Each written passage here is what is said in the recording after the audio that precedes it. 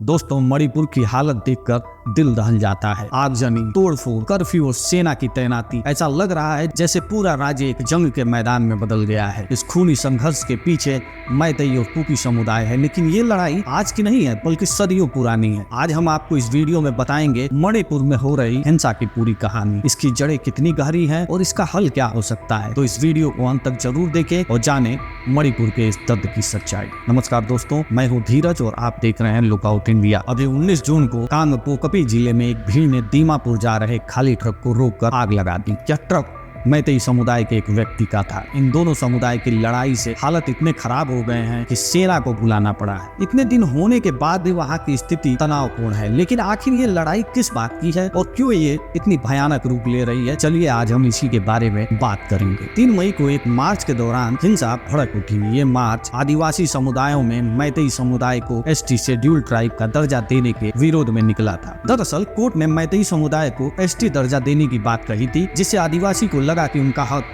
मारा जाएगा। इसी मार्च में मैतेई लोगों पर हमले हुए और फिर जवाबी कार्रवाई में घाटी के इलाकों में हिंसा भड़क गई। कुछ कुकी गांवों को सरकारी जमीन से हटाने को लेकर भी लोगों में गुस्सा था। कौन है मैतेई और कुकी? मणिपुर की आधी से ज्यादा आबादी मैतेई लोगों की है। कुकी और नागा आदिवासी मिलकर 40% है और ज्यादातर मैतेई हिंदू हैं। कुछ पुराने सनातन धर्म को मानते हैं और कुछ मुस्लिम भी हैं। वहीं कुकी और नागा ज्यादातर ईसाई हैं। मैतेई ज्यादातर इम्फाल घाटी में रहते हैं, जबकि कुकी और नागा पहाड़ी इलाके में। मैतेई समुदाय पढ़ाई लिखाई और राजनीति में आगे। वहीं कुकी समुदाय के लोग सदियों पहले म्यांमार से आए थे। 1993 में मैतेई हिंदुओं और मुस्लिमों के बीच और नागा और कुकी के बीच भी हिंसा हो चुकी है। नागा और कुकी मैतेई के खिलाफ एकजुट हो जाते हैं। आरक्षण का मुद्दा। पहले पहाड़ी इलाकों में रहने वाले कुकी और नागा मानते हैं कि विकास के सारे फायदे मैतेई लोगों को मिलते हैं। मणिपुर विधानसभा की 60 में से 40 सीटें